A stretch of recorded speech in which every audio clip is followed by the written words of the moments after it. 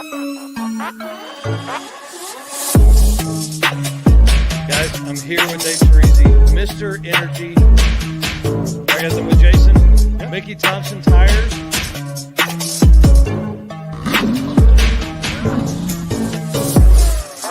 All right, guys, I'm here with Justin, Summit Racing. I do. Man, it's exciting.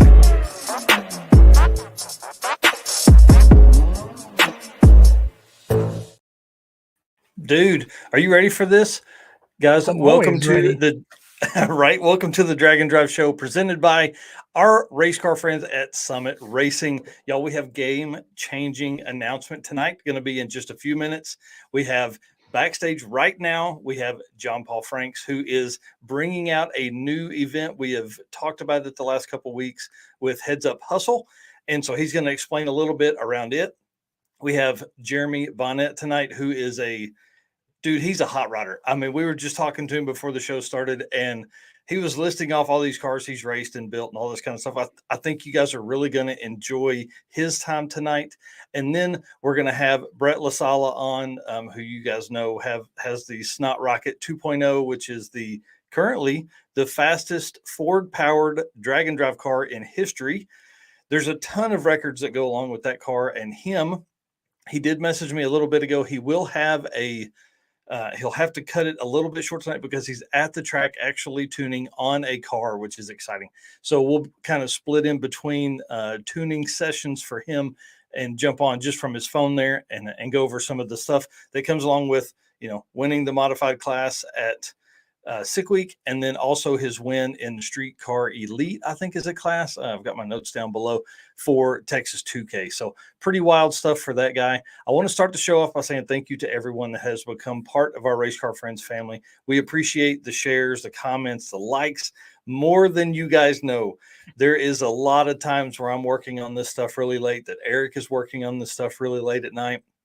And it's awesome when we can wake up in the mornings and see those likes and those comments from all of our race car friends that are out there. If you guys are new to this, my name is Mike Narks. I run dragonddrive.com and Drag and Drive Addiction. We, I don't know, live, breathe, everything, sleep, drag and drive. And that's who I am. And then Eric, introduce yourself, sir.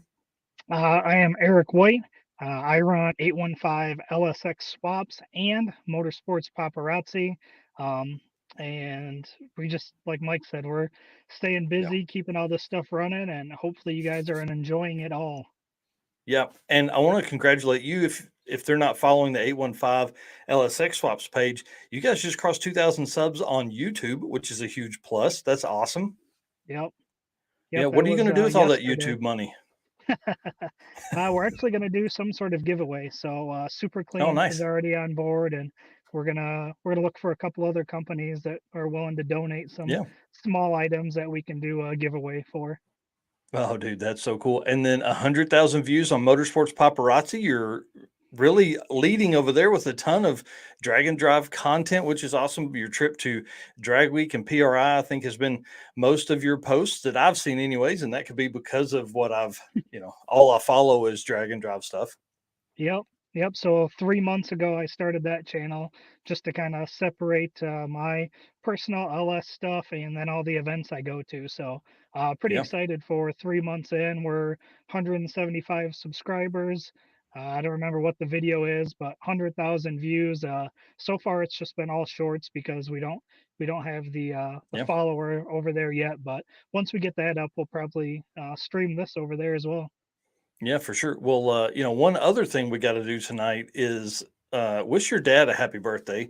Yeah. So what's your dad's first name? My dad is David White. He 63 today. They just left. We just had dinner and that's awesome. Celebrated his birthday, and he should be at home watching now. So happy birthday, Pops. And this is his Nova that I promise we're going to get it running this year. I think it probably needs an LS in it, right? And that's kind of the plan. Isn't that what you do over there? Yeah, maybe long term, but I think right now we just need to get it running so we can enjoy it. Yeah, there you go. Well, that's fun. Well, happy birthday. If everybody in the chat would drop a HBD or happy birthday to Eric's dad, that'd be awesome. Dude, let's jump into show stuff because we have quite a bit of stuff to run through here really quick. get my notes back up so we can jump in here. So obviously, if everybody's been under a rock, they know that there is a new Dodge SRT Demon out there. This car looks absolutely crazy. 1,025 horsepower, 891, I think is what it ran yesterday at or Monday at the premiere, right? I think Yep. you can buy it with a parachute on it. You and I were kind of talking about cost and stuff like that. What's this thing cost? I couldn't find an exact number, but when I was looking around, I thought I read around 100 grand. Not positive though. Yeah, I think I did see that. It was like 96 or something like that, and 130 Canadian for the folks in Canada. Because what's weird to me is like this car's 3,300 units are going to be made, 3,000 for the US, 300 for Canada. To me, that sounds like a lot when you're talking about a car that is so going to be so special later on in in 40 years when we are the guys that are buying our wish we could have had cars, like a lot of the guys that go wild at Barrett Jackson right now. Right. Yeah. I haven't been able to figure out the significance of the 170. So if somebody can find that or explain it to us in the chat, that'd be great. I don't know what that is. I figured it was like 170 miles an hour, but I don't think the car ran that. And then my biggest question is like, are we going to see one of these at a drag and drive event? Because if they were making 300 of them, it would be pretty rare. But Right. 3,000, they're like, man, somebody could buy this and run this thing around. Yeah. Yeah, that'd be cool, And but we always talk those guys need like some extra I don't know what, something to put pressure on them to make it not so easy when you're driving a comfort car, right? yeah, well, this car is a little different because like it has a base cloth interior that is literally a passenger and rear seat delete, which I think is pretty cool. So if you wanted to add, well, the passenger and rear seat delete is more than just removing the seats too. They actually remove the seat and seat belts, which is crazy. But if you wanted that stuff, it's 2 grand. Mm, 2 grand for cloth interior. I can't imagine what like the other stuff costs. There's no sound deadening in the car. There may be sound deadening in some of the car, but definitely no trunk carpet, no lamp in the trunk, which I thought seemed like a goofy thing to do. And then, dude, did you see the carbon fiber wheel upgrade cost? I did. That was crazy. 11.5. Are you freaking? Whoo, let's go. So That's we a got bunch. we got our 170 answer in here, 170 proof. So ethanol is 170 proof alcohol. So it has to Ah, do with the E85 basically alcohol uh, content. So makes sense there we completely. go. 170 proof is what it is. Yeah. One thing I did find that was pretty neat is if you own a 2018 Demon, you can actually request this car through allocation to match your current car's VIN number. Oh, So it would have cool. the updated, year, whatever tag that is within the thing, but the VIN plates would match, which tells me these guys are thinking ahead. They're thinking collectors, they're thinking that kind of stuff. So that's my question to the folks in the chat. Um, is this a car that you would just own, like buy and stare at, or are you guys going to buy this and put 10,000 miles on it racing in a drag and drive over the next 5 years? And Danny's then, asking if we made the big announcement yet. Not yet. So you didn't miss not yet. anything. It's coming. We were going to actually be announcing it now, but I figured I would push it back so some folks could jump in here. Um, and then my last question for the Demon 170 is, what color would you order? Would it be one that was all the options? Would it be the basest base car you could get? And then how many miles a year would you drive it, Eric? For me, I'd probably get fully loaded. Yeah. I want something comfortable and fast. So I've done enough of the race car minimum. Hmm. So I'd do something fully loaded. Color wise, I'm always a fan of black cars. Both of my cars are Yeah. black, so I'd probably stick with black car, tinted out windows, and some nice drag. Yeah. I think I'm going basis to the base. I'm Yeah. gonna thinking later on, like, is that car going to be worth more because the folks that are ordering this car are going to get all the bells and whistles? Like it's going to be interesting to see. Like, we're going to look back on this video that we made 20 years from now and be like, Wow, we were idiots. Well, before we bring John Paul on, I want to thank all of our sponsors. They make this happen. Summit Racing Equipment, Molly Motorsports North America, Sweet Patina, Howard's Cams, and Racing Junk. You guys all make all of this stuff possible. So please support the folks that support us. We would certainly appreciate that. If you want to, let's bring John Paul Franks in, the creator of Heads Up Hustle. Sounds all good. Right. Hey guys, how's it going? Man, doing it is great. Awesome tonight. I'm excited about this. Okay, let's talk about Heads Up Hustle and how it is different than a standard drag and drive. But first, I want to tell everybody they can find more information at headsuphustle.com. I love the name. I love that you were able to lock in the website too. Yeah, we took a couple weeks just delaying the announcement of the event to make sure we got our branding and name and everything right. We could have announced a lot earlier, but we wanted to come out and have a good presentation. It's been in the works for a very long time. Actually, me personally, I've been working on hosting or promoting the Drag and Drive event for over a year, and this has finally come to fruition here. So I'm excited. That's exciting. And it is, for folks that don't know yet, that haven't dug into the email, this is an elimination style drag and drive race with Milan Dragway, Lapeer Dragway, and then back to Milan. So kind of lay out the format for everybody that's at home. Sure. So Friday, we are going to be having our first day, like I said, at Milan. We're going to do Q1 and Q2 for all the classes. And then time permitting, we'll have an all run session for anyone who didn't make it or was late or had any issues. And the rules that we're going to be doing are each car to stay in competition has to turn in one time slip per day. So ideally, most cars are going to want to take advantage of both qualified sessions, Q1, Q2, or Q3, Q4 on the second day at Lapeer. However, if you can't make the one call or something happened, you have to at least make one hit. And if you can break the beams and you can't make it on the track, you'll do a 20-second time slip, basically similar to most other drag and drive events. But to maintain any competition, you have to break the beams and make a pass every day during qualifying. Yeah, under power. Can't be pushed through that. Yep. So Q1 on Friday, Q2 on Saturday, and then how will you guys set up your ladders?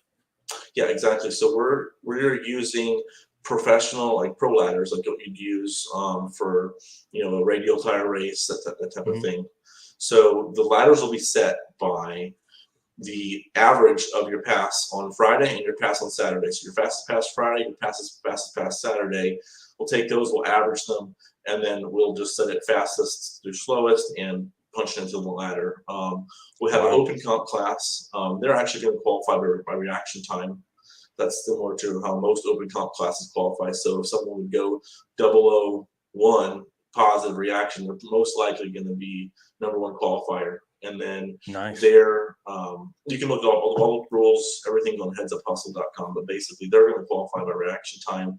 And we have a no time class, which will be a first ever no time drag and drive. I mean, I guess there's another one coming up as well, but this will be basically they'll have to make a shakedown pass Friday and Saturday and have to turn that time slip in to prove that their car is running under power, make it back, and we'll do a chip draw shootout for the no time guys. Wow. That's going to be interesting. I think that's going to bring out a lot of people. I think that, you're onto something here for sure. And then classes, how many classes do you have? So let me jump over here. We have, I'll just go through. We have an unlimited class, small tire class, big tire class, stick shift class, and a big block and a small block, daily driver, hot rod and gasser class, a full-size truck class, motorcycle, open comp, and no time. So I believe that's 12 classes if I was counting correctly. Nice. That's awesome. The truck class, that should be one that'll be very interesting to watch. A lot of S10s and C10s in that. And then what are the dates of the event? This is Friday, July 14th is the start date and runs through Sunday, July 16th. If we do get all 200 cars, which is we're limiting it to 200 cars, if we get all 200 cars signed up, we will potentially be teching anyone who comes in early Thursday night to try to speed tech things up because we're racing in the morning and driving in the afternoon, evenings. So we want to try to make sure we get a good start Friday morning. So anyone who comes in early on Thursday, we're going to text them Thursday night. That's cool. Yep. And then speaking of registration, for event registration, when are you doing it? For event registration is this Saturday. It is going to happen at 10 a.m. So I guess I didn't know until after I've already scheduled it. It's the same day as Hot Rod Drag Week registration, but I'll be busy because I'm actually signing up my personal car to go race in Hot Rod Drag Week. Oh, man. So I'm going to try to go race naturally aspirated small block there. So that's awesome. I'm a heads up drag racer. I raced Milan. They're Motor City Muscle all year last year in their heads up class. I didn't win anything, but oh well. Hey, you raced. That's the main thing, especially about drag and drive stuff, is you got to get out there. So we'll talk about registration for Drag Week here shortly, and then your registration is also this Saturday at 10 a.m. Eastern. Correct, 10 a.m. Eastern, and it's $350 to register, and that's going to cover all 3 tracks. It's going to cover T-shirts, and currently we do not have any payouts. But as we get sponsors, the plan is to have payouts. I just can't, guarantee that at this point. I understand. We're working to have payouts. Yep, that's pretty awesome, man. And I think for drag and drive, not necessarily payouts aren't necessarily the reason folks come, but it's always a good way to reward those that do. So, man, that's exciting. I will be watching registration for that for sure. With you guys being on Drag Week, it may actually help, because if Drag Week sells out pretty fast, your event's right in behind it. Folks may sign up right for your event. So I hope so. I mean, it wasn't intentional, but hey, whatever helps. Well, when Drag Week makes announcements, they just make announcements. You know what I mean? Like it's hard to plan around anything from them, just because they're the OG. They're the ones that set it all up. Well, man, thanks again, everybody. You can find more info at headsuphustle.com, or you can message John Paul Franks, I think, probably on any social media under the Heads Up Hustle page. That would probably be another good way to get a hold of you. One more thing, if you had just 1 second, I do want to announce this is brand new news for our event today, that Rick Dodge will be our competition director for our event. Man, that's awesome. Well, Rick is a great dude. We love that guy. So it'll be cool to see him out there. Oh, yeah. And he's in the chat too. So that's perfect. Hey there, Rick. Perfect. All right, John Paul. Thanks, bud. Thank you, guys. Have a great night. Yeah, you too. So cool, dude. I'm loving all of the new events that are coming. Should we give everybody what they're wanting? Should we tell everybody what we've been talking about behind the scenes for weeks? This thing?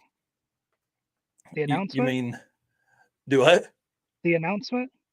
Yeah. Oh yeah. Hang on. Not that. Let me jump in here, and actually I will add it to this.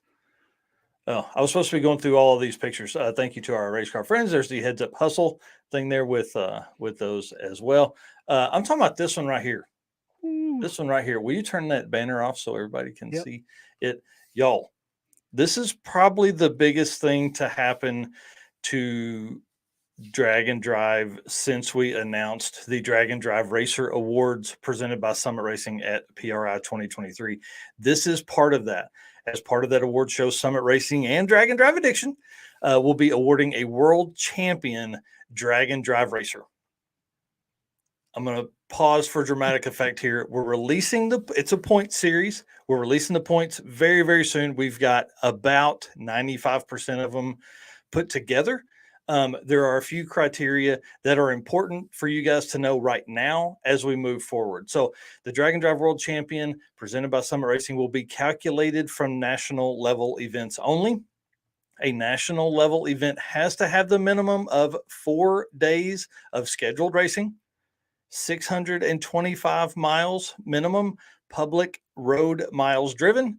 Racers have to submit at least 1 time slip per day if weather allows. If there are more than 4 days of racing, we will obviously, anyways, it's all in the stuff later on. Racer time slips are calculated to determine the racer average, and then the racer average will then determine the event standings. So those are our main things. We are limiting this to you Drag and Drive racers' top 3 event finishes. So you can't go out and attend 5 national drag and drive events and become the world champion just because you have more points than someone from attending the events. We are fine-tuning the point system with racers and promoters. So we expect to have it locked in, I would say very, very soon, possibly even by this weekend, but certainly by the next national level event. And the next 3 national level events are Southeast Street and Yeet, Six Summer, which is sold out, and Summit Racing Midwest Drags. Guys, this is a huge win for the community. I think this is going to bring a lot of new eyes to the sport, because anytime you start talking about a world champion and point series and things like that, it allows for more eyeballs within the community to come over. So I'm really, really, really excited. I am updating the points standings from Sick Week now. That will reflect onto the top 100 list coming up probably by Friday, or I may release it Saturday morning with the Drag and Drive news. So I'm really excited about this. We've been working very, very diligently. That's why I have been a little bit slower about posting stuff. This is a huge deal. We love having Summit Racing in behind this. They are one of the biggest driving forces of Drag and Drive right now. They are everywhere, and I mean, they're huge supporters of the sport. So let's jump into. I hope everybody is ready for that stuff there. That's going to be an absolutely crazy time. Crazy lead in. Jay's asking, does fastest win, or does it have something to do with averages? Do you want to go over that again real quick? Yeah, so we're gonna release all of that. It will be based on your each event performance will give you X number of points, and then those points are added together. So you will be, I don't want to give too much away, but each event you attend is worth X points. So you need to attend at least, I mean, we're going to cap it at 3 national events, and you need to perform well at each event and within your class. I don't know how else to say that without giving you guys a bunch of tips and things like that. It will not be based on just the fastest car, right? Will not win, right? May not win. By the modeling we have done with previous years, actually the fastest cars didn't do as well because they didn't perform as well at each event. That's all I'm going to say. That's all I'm going to say. You'll know more, I hope, by Saturday morning. So that's the plan. So I will tell you this: if you go out, choose your class wisely, make things happen at events, and good stuff will come. So huge plus there, huge win for the sport. I know it is, and I love having Summit Racing. I mean, it's only been a blessing for us and for the sport having them around. So let's jump in. Give away like a big WWE World Champion belt or what? Yeah, we're actually talking to a bunch of designers and stuff like that for that right now as well. Nice. So yeah, the winner will definitely want to display this Drag and Drive World Champion Award, and it's not just US based. We are going to include some international events as well. So there's going to be some benefits for those guys and opportunities for those that have raced here in the States that are now overseas, and those guys that are overseas that are coming this way. So world champion doesn't mean US or Canadian champion. It means world. We're going to look at everything. So that'll be adding events to our lists and all that kind of stuff on dragonddrive.com as well. So it should be some really, really good here. Please message me. Whoever made this comment here, please message me and let's get in contact. So, because that's been the thing, we've been designing some stuff, but I haven't talked to anybody. Yes. Can it be awarded with John Cena walk-up music? If you don't think I'm going to play some kind of crazy walk-up music, you're out of your mind. The entire PRI award show is going to be live streamed, so we're going to have a good time. It's going to be a lot of fun. And it's going to be given to the racer at PRI? Yes. Yep. And if they can't make it, I may fly to them and give it to them in person. I don't know. This is going to be really fun. We're going to have a great time. I think with what it will take to win this, I think we're going to see it. It'll be a top tier competitor. It'll be somebody that has performed well across events. Now we are Oh, perfect. Yeah, Karen Price. She's my lady anyways. I got the whole box of circuit shirts the other day, or 9 boxes of circuit shirts the other day. So I'll talk to Karen here for sure in just a moment. So that'll be perfect. Love that lady and what she does over there as well. So yeah, this is a big deal. It's going to be really cool. And I think with what we have planned for the award show, it can really draw some attention. The biggest part of drag and drive events is we're still very, very small. The community is very, very small within the drag racing community. So I think we start kind of hooping and hollering and having some fun in one of the rooms. And then, after the event, some dude or lady is walking around with a, WWE style piece around their waist with a championship belt over their shoulder and all the extra swag stuff we're going to have with it. It's going to be fun. Rich Guido is currently doing pretty well within the point standings. So that'll be that. Yeah, he's got a good chance. So one thing that is cool about it, do it. I said, so everybody should attend PRI this year because it sounds like we're going to have a Oh party. yeah. Yeah. I mean, come on, let's do that. That's going to be a lot of fun. So all right, we're going to move on. There's a lot more about that coming. I promise I'll go into extreme detail on as soon as all of the stuff is locked in stone, because once we are locked in with the rule set and points, there will be no changing it for 2023, and we will look at updates for 2024. So pretty exciting. All right, if you guys could do us a favor and hit the share button while we're in here, that would be great. Get us a couple more folks in here while we're watching through this. Let's see, what was the last thing I had on my notes here? That's not that. Oh, event countdown. Dude. Yes, because we have Southeast Street and Yeet, which we talked about being the next national event. 8th Mile event, 4 days of racing, 11 days from now. Dude, 11 days. That's like a week and a half, man. Yeah, let's go. Yeah, I'm ready, believe me. The circuit is in 25 days. I'm telling you, when I typed that out, it actually gave me a little bit of a panic attack, to be honest. I was like, oh man, it's time. So there's so much stuff that goes in from the promoter side that makes these events worthwhile and fun. And when you have as many racers coming as we do, there's a lot riding on this. We want to get these guys to have the best actual time they can within reason with their clothes on. Cruise and Lose is in 32 days. Six Summer is in 78 days. And Midwest Drags is in 110 days. I know 110 days sounds like a long way off, but it is absolutely not. And there are still spots available at Midwest Drags. So pretty cool. I'm excited to be there again as a pit announcer. And in other event news, Hot Rod Drag Week, like John Paul talked earlier, registration opens up this Saturday morning, 9 a.m. Eastern. They are limiting registration to 400 cars. The top 3 racers from each class were offered early registration this week. So you guys saw some posts from other drag and drive racers. Hey, we got in, all this kind of stuff. That put everybody in a panic. They were like, oh man, did I miss it? No, just the top 3 racers from each class were offered early entry. The public entry is this weekend, Saturday morning at 9 a.m.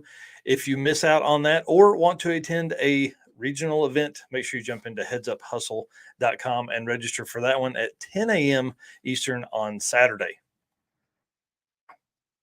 Let's go. Season is upon us. We're fixing to get real busy, real busy.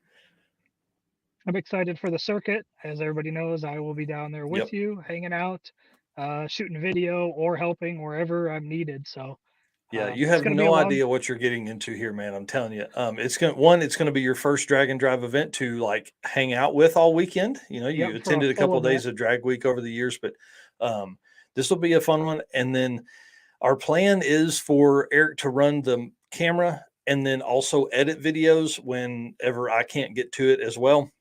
So I think with being the promoter, it's going to be hard for me to jump in and do much editing except late at night. So we'll have him dropping as many videos as we possibly can. I'll be going live from my phone at route stops and during the day and all that kind of stuff. So yeah, I'm assuming it'll be record, edit, sleep for a little bit, repeat.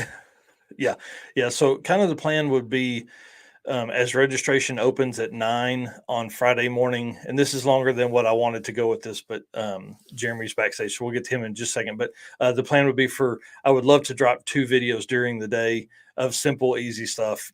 Some of the registration and interviews with cars and drivers, and then kind of some racing and stuff like that. So it'll be pretty easy. And then obviously the next day will be great because we're driving all day. It's 220 miles, 225 miles for the trip for Saturday. So we'll have plenty of time. You can sit in the passenger seat of the car and just ride along and edit as we drive and get car sick. So, well, let's do this. Let me get Jeremy's introduction here, and then we'll bring him in. So Jeremy Bonnett, if you have not met him in the past, he is a great dude and is eat up with drag and drive and hot rodding. He started his drag and drive career at Hot Rod Drag Week 2016 in a 28 Pontiac that ran 9.909 average. He went to Summit Midwest Drags 2019 in a 29 Model A with an 8.215 average. Now, the 2019 Midwest Drags did have an 8th mile day, so he didn't run like 8.215 in the quarter all week. And then Midwest Drags 2021, they actually were a dual entry father and son team. So he raced the 28 Model A with a 9.6 average, and then his dad raced the 52 Henry J that we're going to talk about here in just a minute for a 10.367 average. And then we actually met at Sick Week 2022 when I did a walk around on his 28 Pontiac. And then they are one of the few father, son, and grandson teams in drag and drive. So let's bring him on. Mr. Jeremy Bonnett, how are you, sir? Good. How you doing?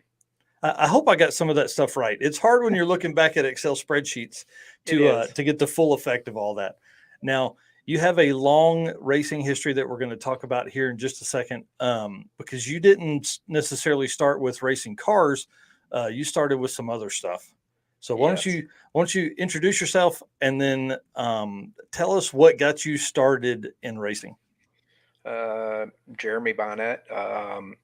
I guess what got me started in racing is my dad raced motorcycles, and the problem was, I guess, is when you grow up with it, it is bred into you, or whatever you want to call it.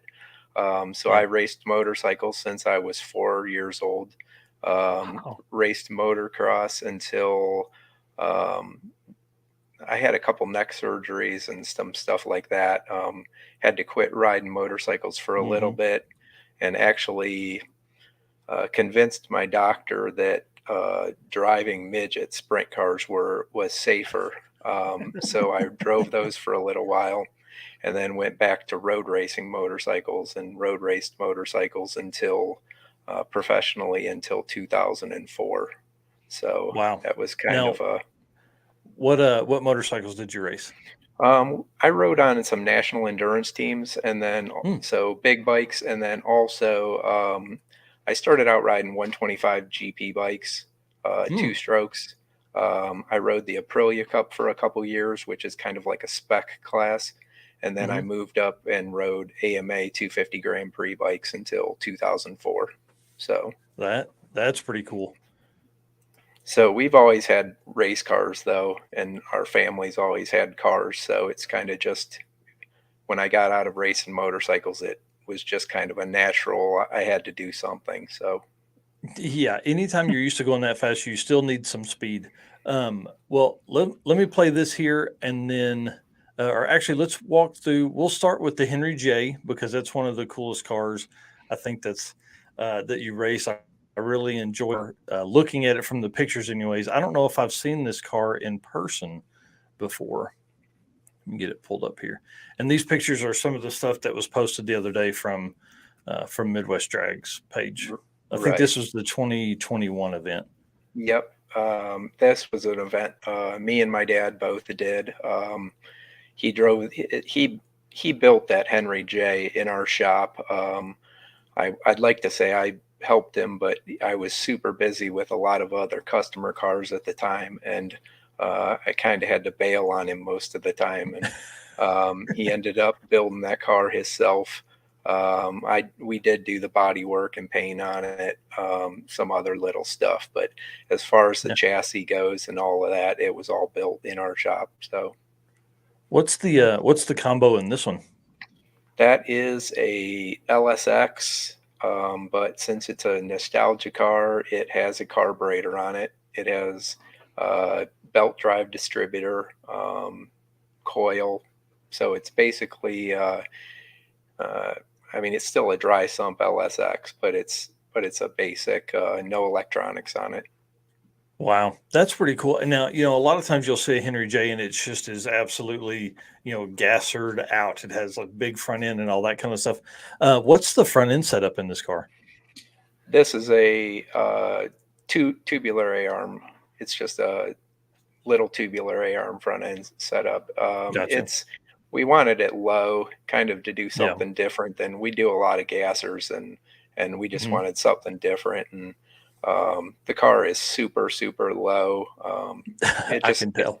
It just looks slick, and he drives it on the street a lot, so that makes it even better. So yeah, one thing that people have to understand about a Henry J is like they're tiny. They're really tiny. What's the wheelbase on this thing? This one is actually 103, I believe. So, and if this car, the next time you see it, you'll have to get in it. You can actually sit in this car and stretch your legs all the way out. It's amazing. I mean, you kind of sit where I guess the back seat would have been, but you have a ton of room in the car. It's super comfortable. It drives perfect down the street. So it's a really cool car. That's a good thing, especially with as many drag and drive events and street driving you guys do on this. Now, I think our next shot here is moving into the Pontiac, and let's see if it'll play here. Yeah, it's not going to give us audio, is it? No. So if you want to kind of tell us a little bit about this car, this is when you and I actually met. What people may see here in a minute is the organ grinder, and then there's another whole row. Jason Schaefer was in this. Yep. Justin Chestnut with the green and black Model A that I was riding with for Sick Week. This is all Sick Week 2022. Obviously, you guys can see that. And then someone else was in that group too, but I can't remember who it was. So give us a little rundown on this car here. Well, all of my cars, you'll see 28 Pontiac and you'll see 29 Model A. Them two cars are the same car. The only reason I had Drag Week when it came up 28 Pontiac is because that's the only title I could find at the time. Oh, gotcha. Okay. At this time, I have a 29 Model A title now for this car. So I have a 28. So I have a 28 sedan title if anyone ever needs one, So now, why does this one play audio? Dude, that's a wild ride right there. Yeah, this was the first day we had we just built a new power plant for it. And we're trying to tune the wheelie out of it. And this was a pass that I pedaled it twice, and it's still, I think it went 122 to the 8th and 150 something out the back, even pedaling it twice. So it should run good as soon as we get it sorted out here. That's wild, dude. I can't imagine that kind of ride. Now, what's the powertrain in this one? Did you say that a while ago? Well, now it has a aluminum 400-inch aluminum with 18-degree Brodex sheet metal intake with a 671 and the same carbs. The combo that I ran all through from 2016 up was just a 414. It was just a Dart SHP block. It's the most street engine I've ever, that I tell people and they laugh, but the thing has hydraulic roller in it. It had Comp Gold rockers.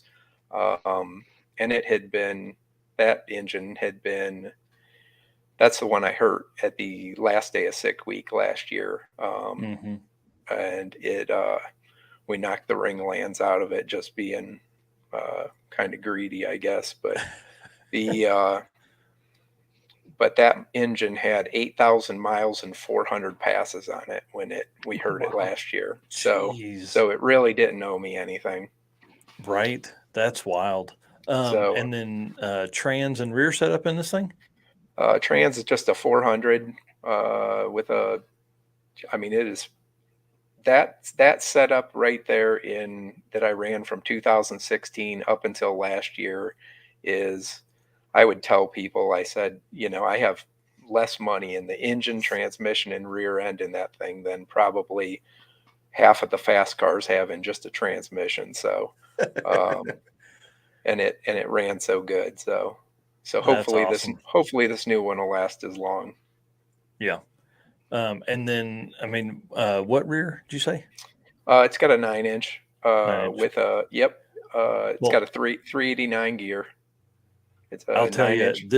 this look right here is perfect. The tucked wheel in the body, I love it. That's really what drew me to the car at Sick Week 2022. Yeah, that was actually the year that we did that. We couldn't get Mickey Thompson's.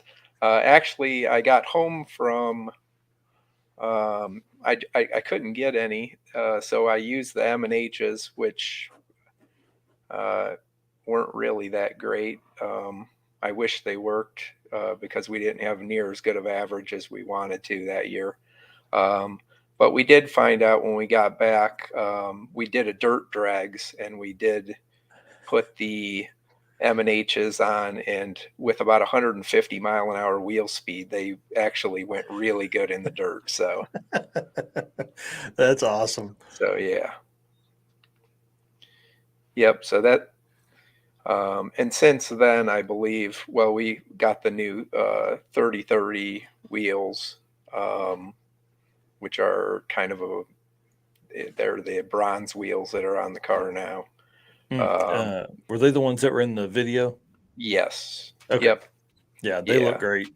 So, yep. That's been a great car, and it's just, we built the car to have fun, so we literally take it out and do anything with it.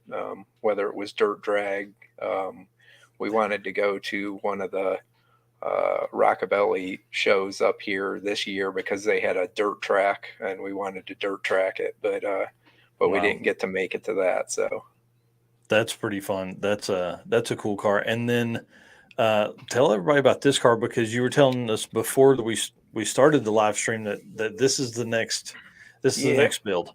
Yeah, this is a 33. It's actually a Chuck Finder's body.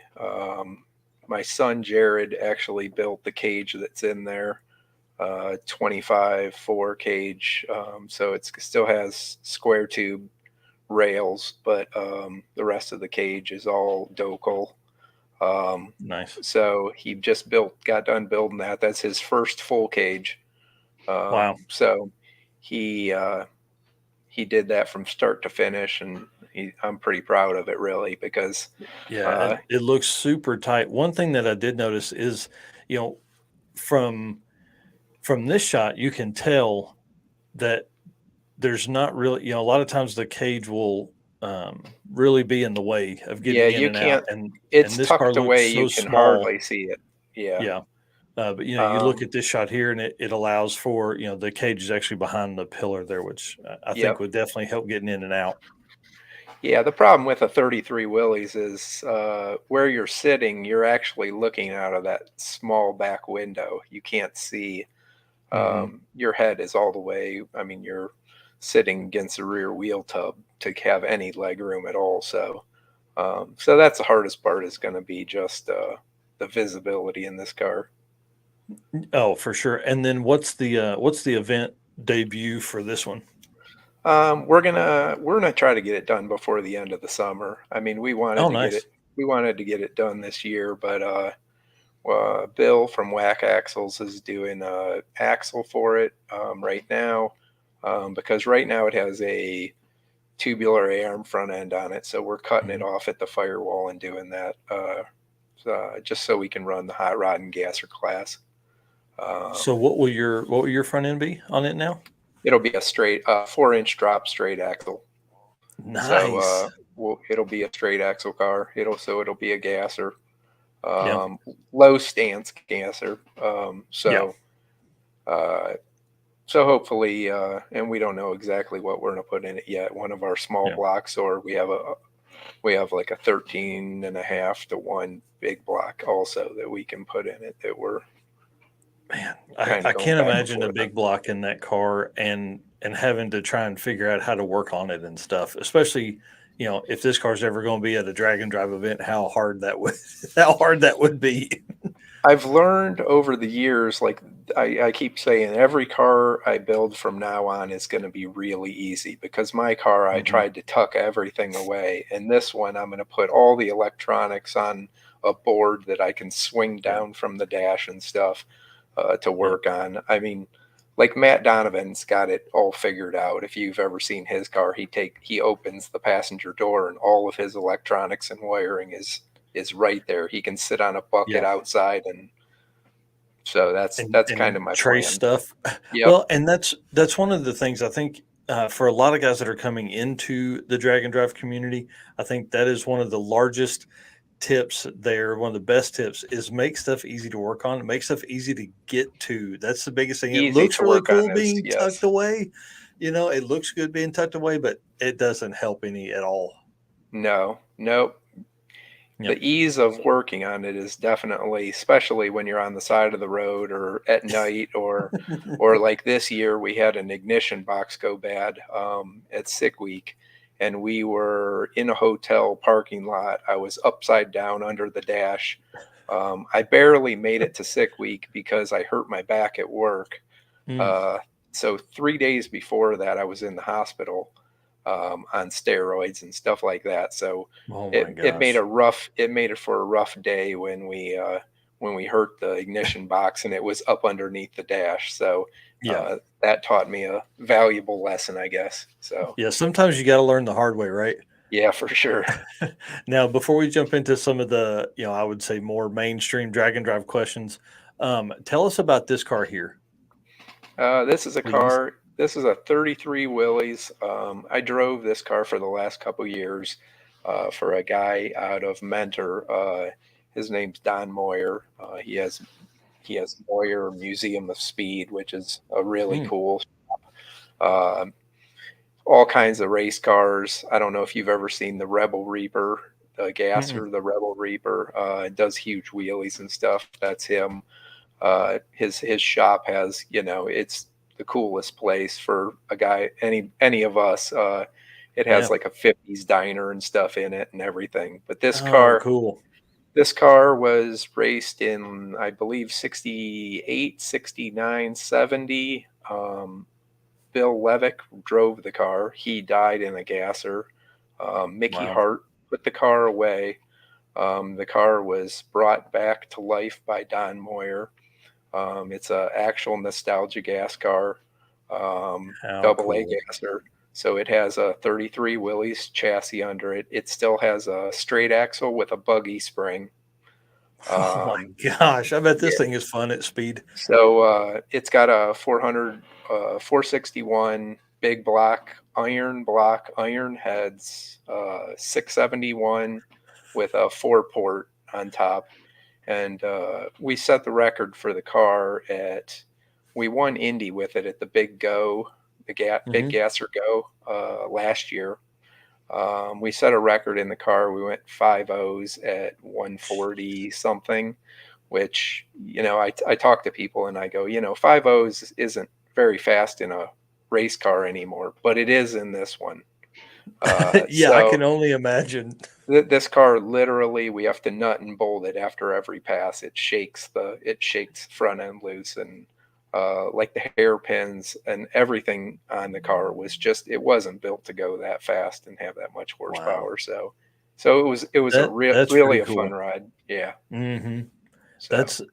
That's awesome to be involved in cars like that. I mean, I can't imagine just the history along within that car that brings that much more to all of the history of this car was the history of that car. I mean, I was almost afraid to drive it, and when I talked to the owner, I said, I'll drive it, but I'm going to drive it exactly like I would drive my own. I'm not going to overdrive the car. And he said, that's exactly why I'm having you drive it. So it was kind of a mutual. And I had two guys, this Squirrel and Jason, Racing Jason Barnes. He runs front engine dragsters. He was the crew chief on the car, and they made it so easy on me that I mean, it was just we enjoyed ourselves for 2 years. I mean, it had a great time. Oh, cool. So Bob Bo Breeden here. Yeah. Yeah, he says tell him how you had to sit sideways in it. Yeah, in that car, the steering shaft comes up. It would be right where your left leg would be. So your left leg actually, the brake pedal was kind of where a throttle pedal would be, and your leg was bent around the steering shaft. So you couldn't really push that brake. So it had a handbrake in the car also.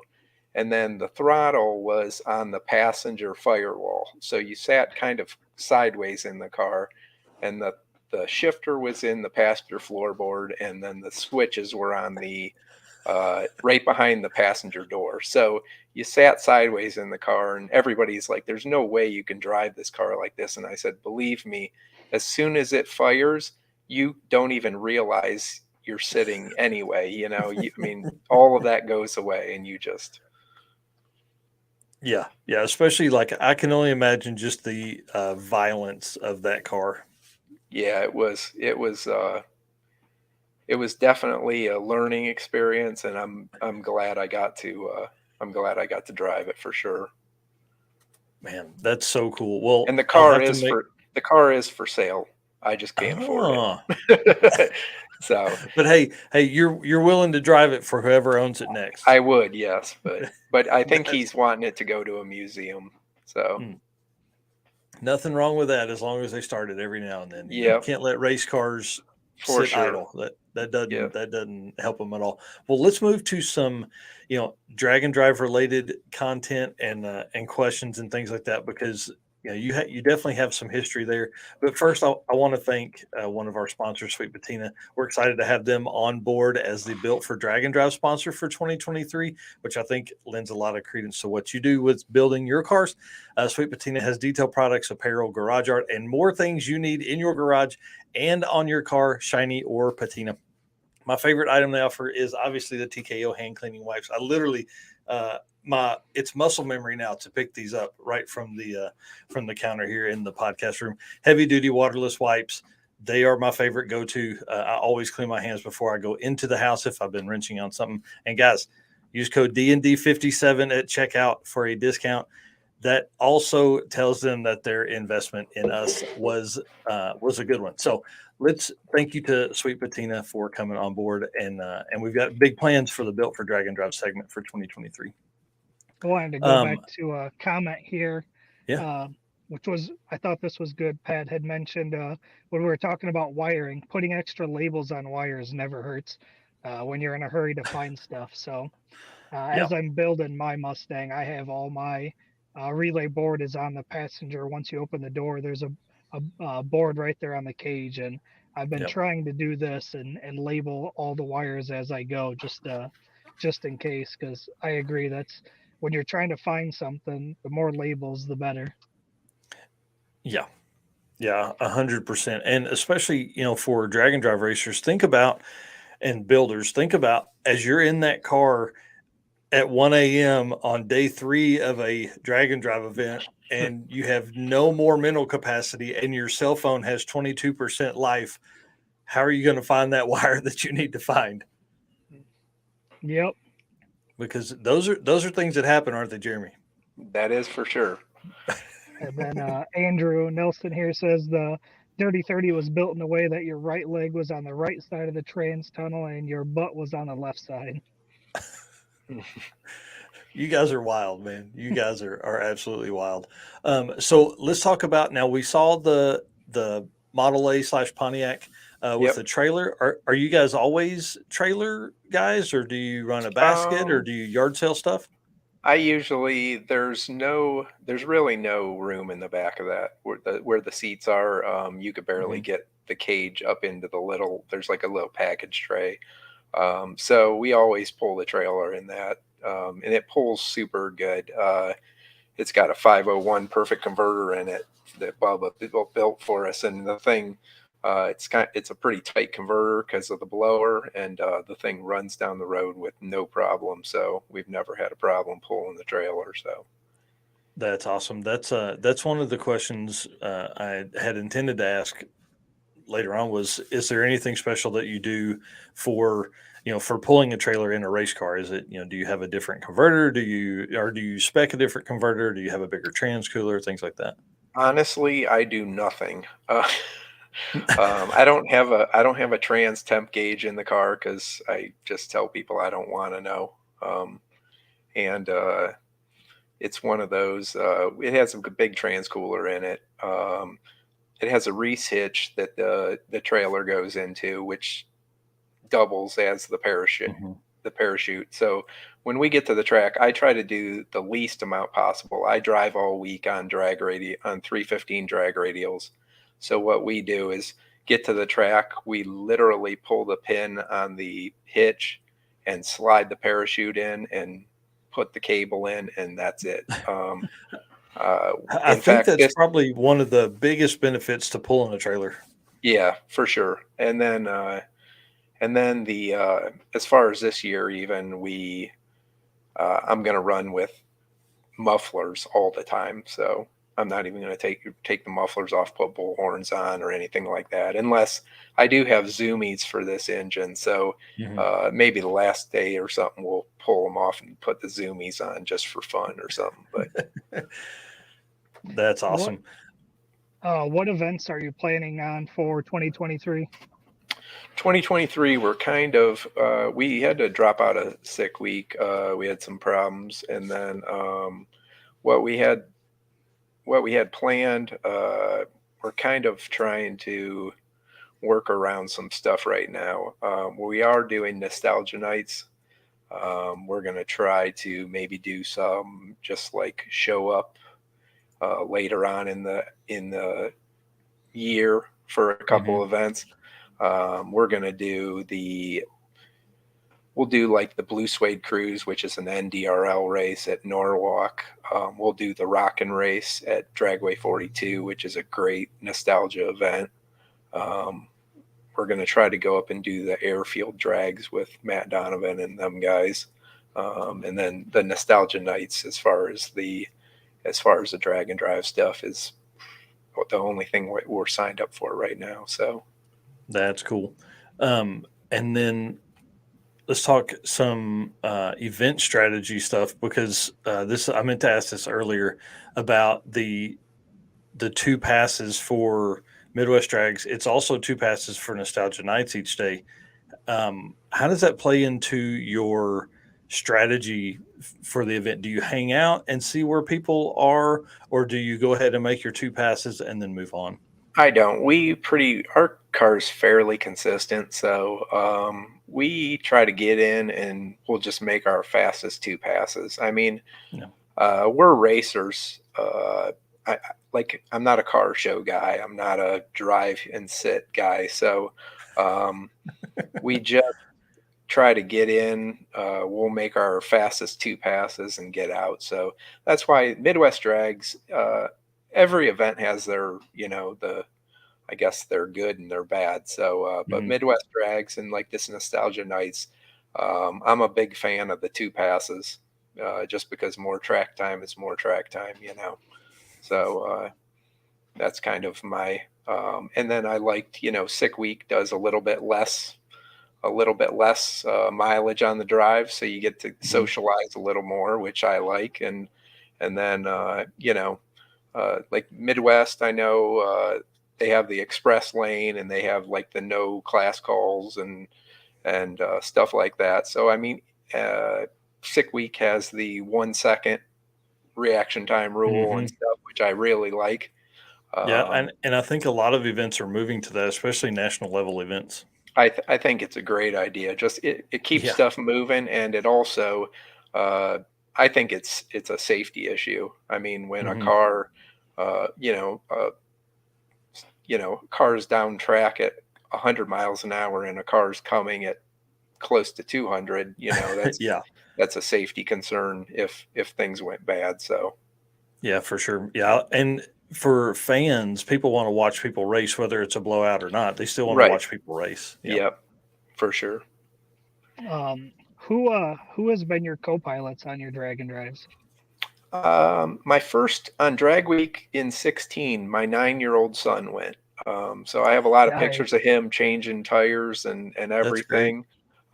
He had a great time. He got to miss school for a week, and he actually was on Midwest Drags with me a few years ago also, because our first in 2016, I have a picture of him with Tina Pierce, and Oh, cool. and at 9 years old, he came up to about her shoulder, and we had a picture of it. So at Midwest Drags, we duplicated the picture, and now she comes Oh, up to his shoulder. So so it was kind of funny. We were laughing. So, but he's been a co-pilot. I've had a couple friends go with me. My older son, Jared, he goes with me a lot. He helps me a lot with the cars. In fact, he's welding almost all the cages now. He's a nice. He's 23. He's a fireman, so he has a lot of time off. So he welds all the cages. He's been the one with me at Woodward most years, when we go to Roadkill at Woodward, which he's real good at watching the suspension and stuff like that and tuning the suspension. We actually I let him do whatever he wanted to the car, and I just went up and drove it, and we got runner up to Jim Klein a couple years ago at Wow. Roadkill Nights. So definitely we were probably out horsepowered by double, but we made it to the finals. So Well, That's hey, cool. that's always a good thing. That tells you what kind of racers you are typically, yeah. So And then but another one of my favorite questions is, so what are a few things that new drag and drive racers should look for when finding a co-pilot? someone that you can get along with for a week. I learned one thing, I guess, from my last co-pilot, my buddy Mike, that we've been friends forever. But he snores so loud that you either have to sometimes you may have to get him, your co-pilot, their own room, or like me, luckily my car is so loud that I keep some shooter's muffs in there. Mm. And I literally slept every night in the hotel with shooter's muffs on, just to be able to go to sleep. So I think that's a that would be, first. I think that's a first on snoring. yeah. Like, So hey, do you yeah, need a co-pilot? Yeah, man. How bad do you snore? right. And usually you're so tired it doesn't matter, but believe Yeah. me, he snores so loud that it matters. So Well, that's awesome. Well, uh, Jeremy, I really appreciate you hanging out here tonight with us for sure. This has been a lot of fun, and this won't be the last time you're on, I promise, because there's great. a lot of really cool stuff that you've done, and I got to figure out how to play the video from earlier with audio. So you got to come back for that for sure. That's fine. So, and Um, I wanted to say yeah. your next guest, racers racers are made to bend rules. That's all I'm going to say there. You have to work in the gray area. In Yeah. fact, when I was driving midgets, our engine builder always told us there's two kinds of racers. There's cheaters and there's losers. So if that tells you, so a racer's always going to push the limit. Uh, so for That sure, that's it. that that's hilarious. That wasn't one of the topics we were going to talk about because he's limited on time, but that's definitely something that he'll come back and tell us about. For I do sure. want to while you're on here, I want to say Dave did have a good question a while ago. Need some advice. He was 11-0 the last 2 years at Rocky Mountain Race Week 2.0. The car's now capable of 930s. Does he turn it down and go 10-0 racing, or I said, or do something else, which means run it all out? What would you do? I run it all out anyways. Yeah. I mean, I don't know. I guess that's why we're there. Yeah. Not that, like, a lot of the 850 guys, man, that takes a lot of talent. I mean, Yeah. and A lot of tuning talent. You're on a different surface every day. You're in different air every day. And so that definitely takes a talent, and but we don't. I'm kind of more of a heads up, and kind of we just run everything all out. Even when I bracket race, I never lift. I'd rather lose than lift and win. So, so that's kind of nice. Well, that is so awesome. Well, again, thank you very much for hanging out tonight. We'll have you on again in probably the next couple of weeks, because I think you're always a good person to bounce ideas off of, and like we talked earlier with the world champion deal, I think you're a good source of information for that one too. So great, thank you. Hey, thanks a bunch, Jeremy. Where could people find your stuff on social media? Where could they follow and see the builds? Easiest is on my Facebook, Jeremy Bonnett Facebook, and then we usually try to post stuff on there. Jared used to do a lot on Twitter, but I'm not sure he's been posting much on there. He's been busy with his new job and stuff like that. Yeah. So pretty much just that, and Facebook is mostly That's awesome. what we do. All right. Perfect. I would like to say thanks to Bubba at 501 Perfect Converter and Quick Performance. They helped me out a ton, especially when you get in a jam. The companies that are, the good companies are the ones that get you out of a jam when you break something.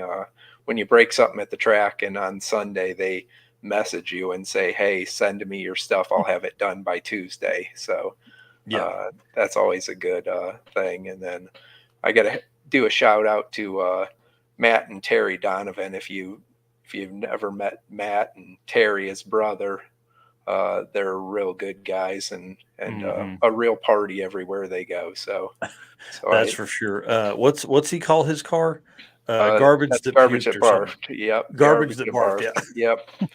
Yeah. Yep. And his brother Terry, that's with him, also real good guy. I think Terry actually is sponsored by Four Loko now, so he's such a yeah. I'm gonna go hang out with those guys for sure. For sure. Yes. Yep. So cool. All right, man. Well, hey, thanks a bunch. I know we got Brett is backstage, and we're limited on time with him. So thank you very much, Jeremy. It was great talking, man. And we'll see you at Nostalgia Nights, and we'll have some fun then. I'd love to catch a ride in whatever you're driving. Maybe switch off with whoever your co-pilot is. Sounds great. Yeah, we'll get you a ride. Yeah, perfect. We'll see you then. All right. Sounds great. Thanks. Bye.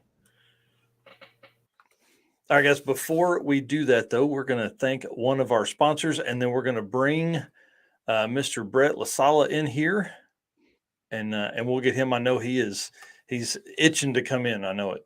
Molly Motorsports is the official piston of DragonDrive.com.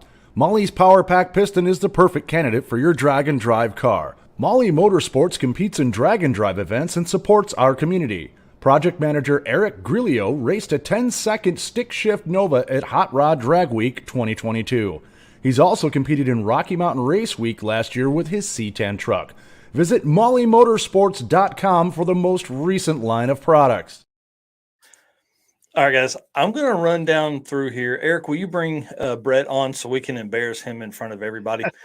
I'm going to tell the drag and drive history that he has. And then I'm going to talk about all of the class records he set at Sick Week. So 2019, Hot Rod Drag Week, Street Race Small Block Power Adder took third place at that event with an 8.681 average, put up 850 passes. We're going to talk about he had a slow day there, which I think he probably could have won the event if he had not had a 9-second day.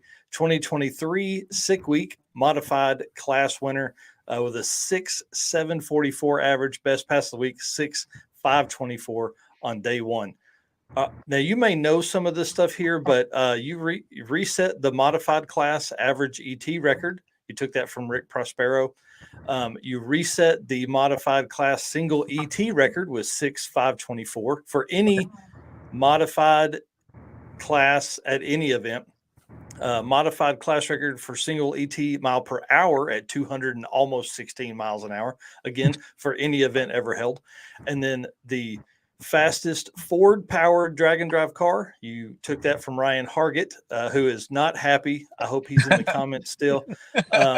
His was a 7.577 at Midwest Drags last year. And then you reset the fastest Coyote record, again from Ryan Hargett, and then fastest radial tire record in drag and drive history with a 6.524. Dude, congratulations. I didn't know that there was that many inside records with that going along with that. I feel like some of those are maybe a little bit of micro records, but dude, that's pretty impressive stuff, man. Yeah, I mean, it's great. We weren't shooting for those, but obviously it came, along with it, because we're just trying to go fast and faster each time we take the car out. So, we'll take it for sure. Well, and I think you have certainly done that. You guys showed up and showed out at Sick Week. So, but before we get into that, why don't you introduce yourself, tell everybody who you are, what you race, and we'll jump right into it after that. All right, cool. Well, I'm Brett LaSala. I race 2012 twin turbo Mustang. I work for Real Street Performance. I work in the workshop there. And currently I'm at the racetrack. Sorry for the bad camera sound or lighting. I got the days a little mixed up. When we got back from Texas on Monday, I threw my whole week off, starting work on Tuesday or whatnot. I mean, I guess that's basically it. I race for fun. It's my personal car that I built and race. And drag and drives are, since we did Drag Week in 2019, it just they just hit different. It's still drag racing, but it's not the same as any other type of drag racing. So to be able to get out to one or as many as you can is definitely fun. I will completely 100% agree with you. One thing that's cool is like there's a lot of guys that race in drag and drive that will not make that many passes for the entire year that they will the week of drag and drive. Now, that's not the case for you. You guys race pretty often, I would say. Yeah, I mean, basically what I tell people is if the car is running and there's a race somewhere, we're going to be there. If there's not a race, we need to test something, we'll be out. I'm fortunate enough to, I live around Orlando, Florida now. I've always lived in Florida. I was born here. So we race, all year round, and we have, a few of the best racetracks in the country that I would say all within 3 hours of each other. So it's if you're not, it's no one's fault but your own if you're not out racing, because the opportunity is there. Oh, that's for sure. Yeah. So the car is named Snot Rocket 2.0. Where'd that name come from? It came from my first late model Mustang, which I bought in 2014. It was a 2013 Gotta Have It Green Mustang. I bought it. It was basically stock. It had like a tune. I bought it in intentions of turbocharging it because I was always kind of a Ford guy at the time. I was racing motorcycles because it was cheaper to go fast than cars were, and motocross. And I wanted to get back into car racing. And I saw that Coyote platform looked promising. People were already going fast. The engine was only a year old. So I bought that car to turbocharge it. The name was kind of a joke at first, with some friends at work. And then it stuck. And then now it's just part of the brand, I would say, So I kind of had to keep it into this car. And that's why, I wrapped this car green. That way, it's just recognizable. It's me and the Snot Rocket, wherever we may be doing what we're doing. And that's usually how nicknames come about. They're never the name that you think about. It's always the one that you joke around or your buddies give you. So that's right. Awesome. Yeah. That's exactly how it started. And if someone gets a chuckle out of it, I don't feel like it will offend too many people. So I feel like it's okay. And that's it. Like it or hate it, it's the Snot Rocket. Can you give us a little bit of the build history on this car? Yeah, so this car, I bought this car as a rolling chassis from Joel Steele. At the time, he was racing the car with a Coyote engine. It was a stick shift car. And when I purchased from him, not this winter, but the one before, it actually held the stick shift world record. I think it was a 682 at like 213. So H pattern stick shift. So I knew Joel, I knew the car from when he built it, and that it was a good chassis. And basically, I wanted to kind of skip the line of waiting for a car to be, chassis work done and that kind of stuff. It was already proven. I already knew, engine and electronics wise, what I wanted to do, and had that stuff kind of ready to go from, things that I've learned coming up with the other car. So when I got the chassis from him, then it was the fabrication work for the engine, the trans, turbo kit. I wired the whole car from scratch. It's ran on a Motec ECU, PDM, dash. Pretty much the best that I could build it as far as all of that goes. And then that was it. It started for the first time in September. I had to look back the other day. I think it was in Texas. We were, thinking of what we've accomplished with the car and how quick it is and consistent it is. And it's like, someone's like, man, you haven't ran this car that long. And I had to look back, and we literally started the engine for the first time in this car in September. So it really did hit the ground running, which was no accident. We have a lot of good people behind the scenes with Jay and Job and Jim, the fabricator, and the sensor package on this car. Like, we race this car on a laptop. We make a pass, and I don't need to see a video of the suspension or of anything. We go back to the computer and literally can see every inch of the car and what it's doing, so we can make proper adjustments. And it's kind of speaking for itself, I would say, as far as the consistency goes. Yeah, and then what's the current configuration like? Engine combo and then trans and the rear axle setup on this. I have a picture of it in a minute. It looks awesome. Yeah, it's all that stuff is beefy race car stuff, which is great. It doesn't flex, it doesn't turn, it's consistent. Chassis is really good. The engine is a Fast Forward race engines built Coyote. It uses a factory Ford Predator engine block that has been sleeved by Fast Forward. Uses a factory Ford crankshaft with MGP aluminum rods and Manley pistons. Has a factory Ford Voodoo cylinder head that has a port job by Fast Forward with Ferrea valves and springs, and custom comp cams. So the engine is basic in a sense that it could be put into any modern Mustang, and the car would run and drive down the street like it did with the stock engine. It's not a race engine in a sense of components that have to be specially maintained and things like that. It's full wet deck, with water, obviously, for the drag and drive stuff. The turbos, it uses twin 7680 Precision Next Gens, which is what was on it at Sick Week.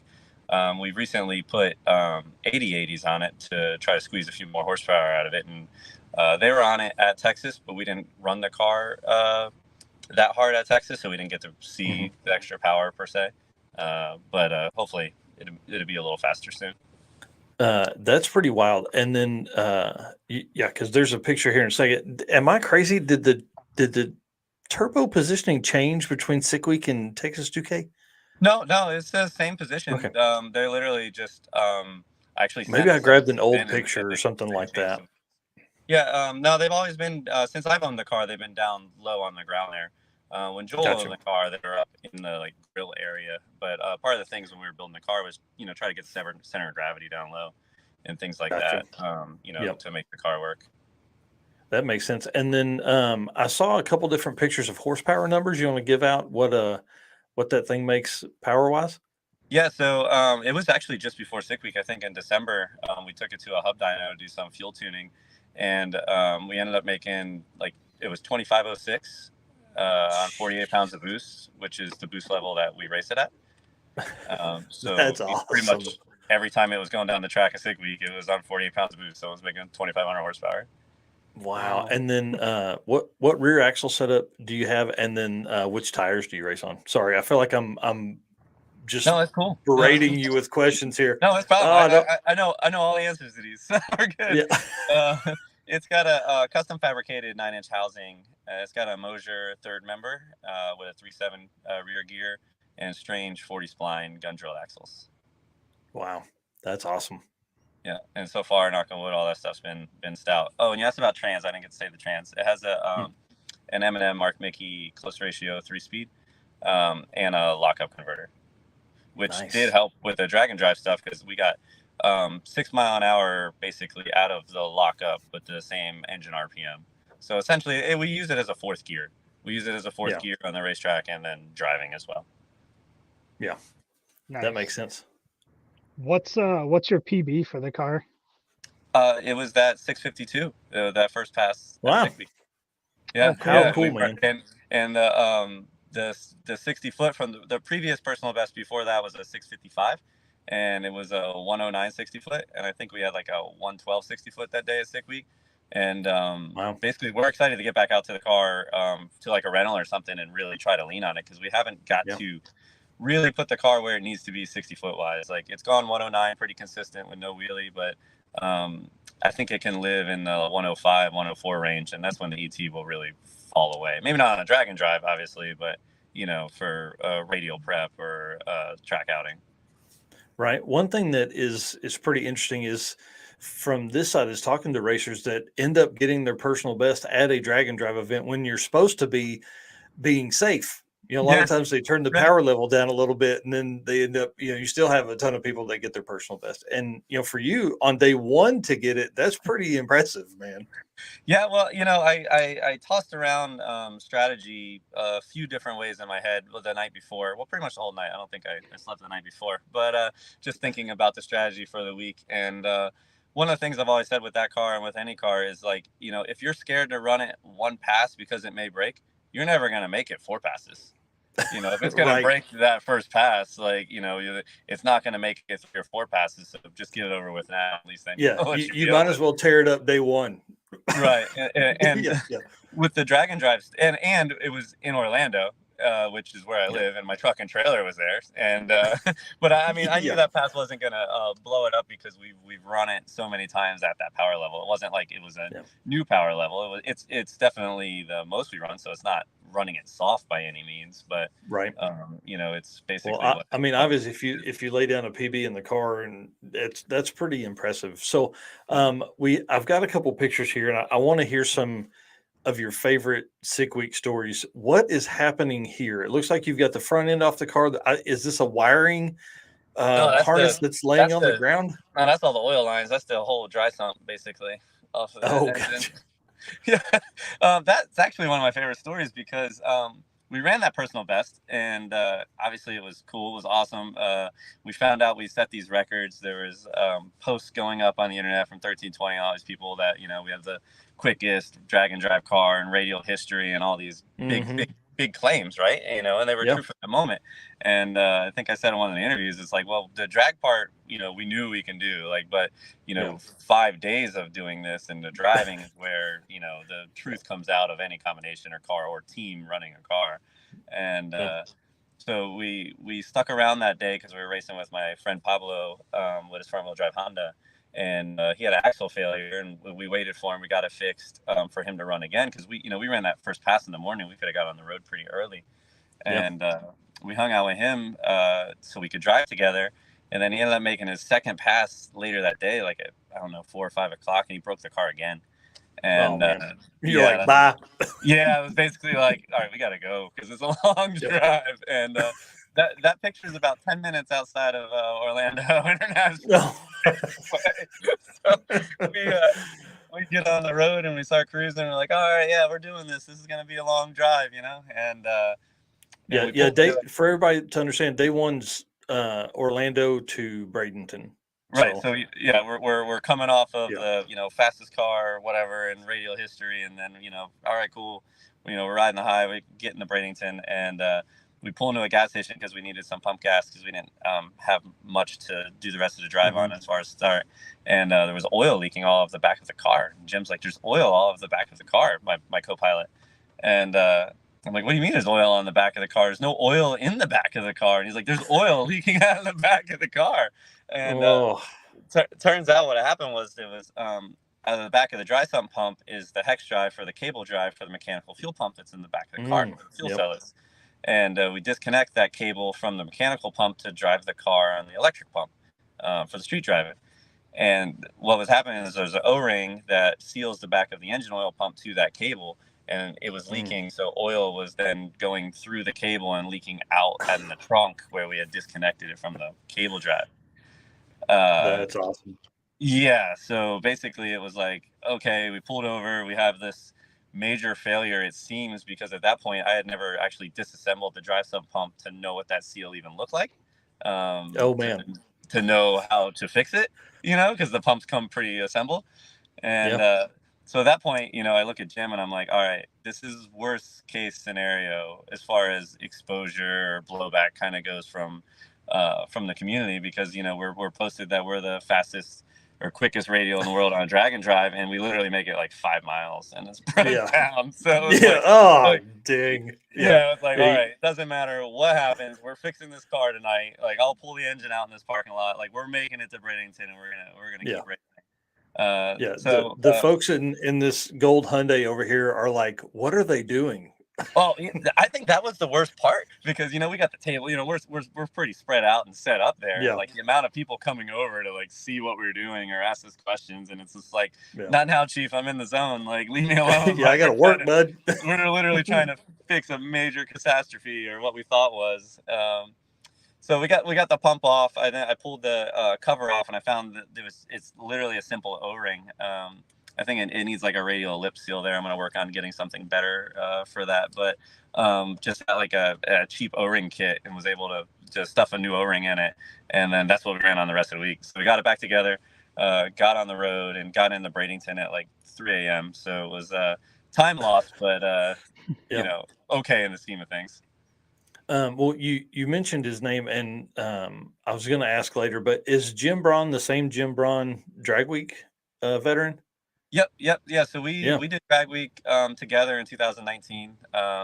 Him with his car, and then and me with my car, and that was kind of funny too, because we entered Drag Week as our first drag and drive, and not really knowing what to expect. We didn't really have any close friends that had done it before to give the lay of the land, and at that point, especially doing it out of state, far away, and just didn't know what to expect. So I had spares of everything. At the time, I think my car ran low 7s, but it was only certed to 850. So I ran the 850 class, thinking, let's run 850, turn down, we'll enjoy the week, it'd be cool. Little did I know that Aaron and Jason and all those guys, that it's the most competitive class in Drag Week. That's why I love that class. And Jim is one of the only guys to ever run an 8500 in that class. Yeah. Oh, okay. Yeah, that's pretty awesome. Yeah, and so we got there, and then day one it was like a rain day, and I hit a good number that got us pretty high. And then day two, those guys started coming over our pits, like talking to it, and like Trish trying to figure out who we were, because they hadn't seen us before, and he had put up that 500, and I think I put up like a 50 something and another 50, and then it was like, okay, this is actually really competitive. So. Yeah, I think Maryland, the third or fourth day was, I think it was like me and Aaron, like the only two left in the whole track. He'd run the car like 7 times, just waiting for the next person. And then I had an ECU issue on the last day with AM Infinity I was running at the time, and I couldn't get a clean pass off us in third. But it was a great way to start the drag and drive journey. So that explains the 9/2/64 day. Yeah, because I was like, man, you were like on a rip, dude. You did, because I think you had like a 508 and a 506 or something like that. And then with you saying Jim, I mean, yeah, he was highly competitive for sure. Yeah, and Jim, he lost a day in the middle because he had an aluminum exhaust on his car at the time, and he had made some aluminum mufflers underneath the car. It kind of was like a motorcycle muffler in a sense, like a canister with a perforated aluminum inside with steel wool. And from the driving, the aluminum melted, and the one muffler basically plugged up, and we were having a boost issue, and we didn't have back pressure sensors on that car at the time. I think the car might have been on a stock computer still at that time. Yeah, it was. Anyway, so it took us a full day to basically figure out what the problem was. So we lost a couple days of good ETs. We faced a couple little issues there, but really learned what it was all about, how much fun it was just being at a giant facility and looking out at the pits, and there's not one truck or trailer, just race cars. Yeah, literally streetcar heaven. That's why I tell people all the time, drag and drive will change your life. Yeah, it really was. And from that point on, we wanted to do more. But then the next couple of years also, I like living in a memory for a while before I try to replace it with another one right away. So it was like, we were letting that one kind of sink in for a little bit. And then, and then we did Stick Week with his car last year. We had a timing chain issue on the first day. So we didn't make it very far. But we knew we were going to do it again because it's a great drag and drive. Yeah, for sure. And then one more story here, and then we'll we'll move on. Tell me about what's going on in this picture here. You're like, it looks like you're blocking the sun. Is that like? Yeah. Are you tired of getting sunburned? Yeah, that was a sun blocker because that car has bolt-in windows, and I didn't want to change a lot about the car for the drag and drive. Like engine, driveline stuff was all drag and drive ready, but the car itself, the windows don't roll down, which isn't very good for drag and drive. So we were just unbolting them every day, basically for the drives, get airflow in the cabin. But we didn't have any sun protection, and we were just baking in traffic somewhere in Lakeland, and I'm like, "Give me your hat." Put it up over there. I need a break here. Yeah, this is what people have to understand. This is what you lived in for a week, man. Moving blankets make the best removable seat pads. Right. You use it to lay under the car. It's all about efficiency in drag and drive and storage. So if you can use one item for 2 or 3 things, you're doing good. That's exactly right.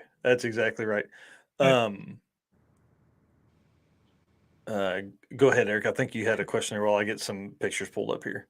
Yeah, I was just going to bring up this comment from your first story there, Darce Laws, who's actually going to be on Adam Dory's podcast tomorrow night.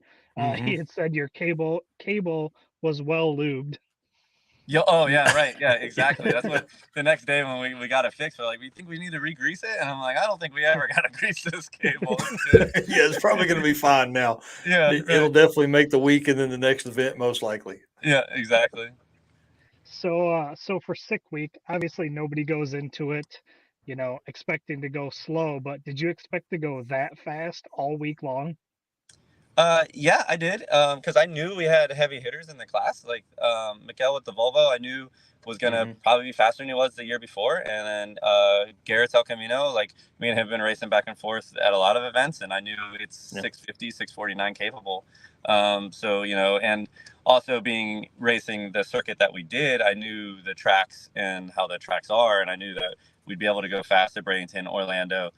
Gainesville would be questionable, and SGMP would be questionable. So I was gonna, basically run fast as I could the whole time. And if it wasn't for Garrett dropping out in Georgia, I would have ran the car again there and in Gainesville, probably knock a couple more tenths off. But then I realized that we didn't need to because of we kind of got a little lead there on the average, so we decided to save it at that point and keep cruising.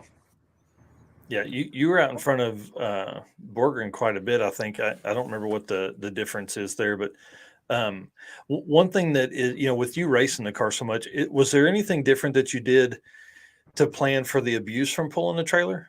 A bigger trans cooler, converter, anything like that?